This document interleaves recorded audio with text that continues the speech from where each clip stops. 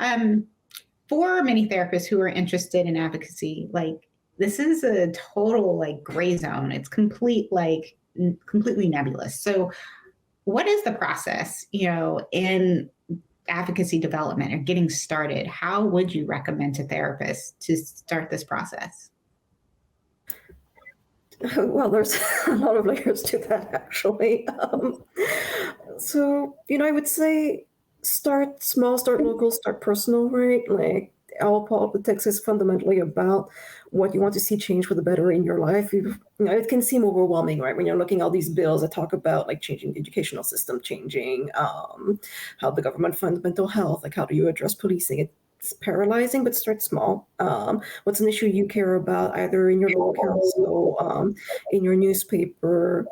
Um, just something that matters to you. Do your research on it, and then start thinking through like where you want to see that change happen. So, is it a city issue that's bothering you? I kind of read through your newspaper, see who are the key players on it, and start thinking through how you would tell them a story about how this would be better for their community. Um, and then that's when you kind of start reaching out. You can schedule a meeting. And really, at any level of government, this process kind of follows through, right? The same steps that you would take to reaching out to your local council member, you can use them to reach out to your congressional office, to a state legislator. It's kind of all that same point. What's really more important is thinking about the story you want to tell. Why does it matter? Why do they need to take action? Or what happens if they don't take action? And why is your voice important in this? Do you have a particular insight? Is this affecting you as a human being? Is it something that you've been trained professionally to think about? So that kind of level, what kind of story you want to tell and who you want to tell it to. And once you've got that figured out, it'll really honestly flow. There's no shortage of organizations on any given topic, including APA, especially APP. Not to be a little bit shameless here. That can help you then like tie it to a concrete issue, tie it to a bill. You're not alone in this ever.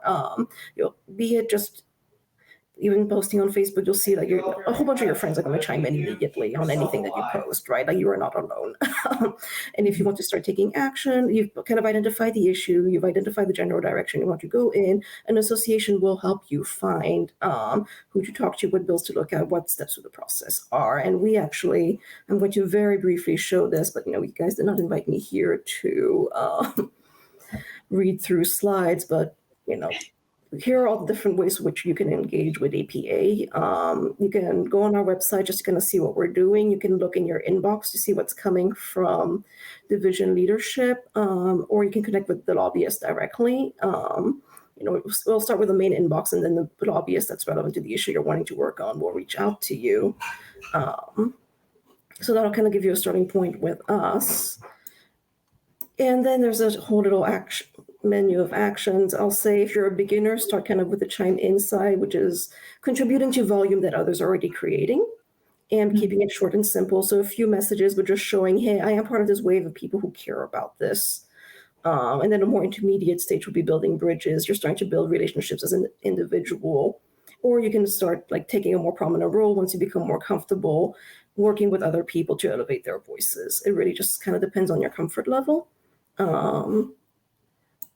And I'm not really going to dive in much deeper than that, because again, you didn't bring me here to read slides, but there's starting points and there's levels, and we can walk you through every step of the way.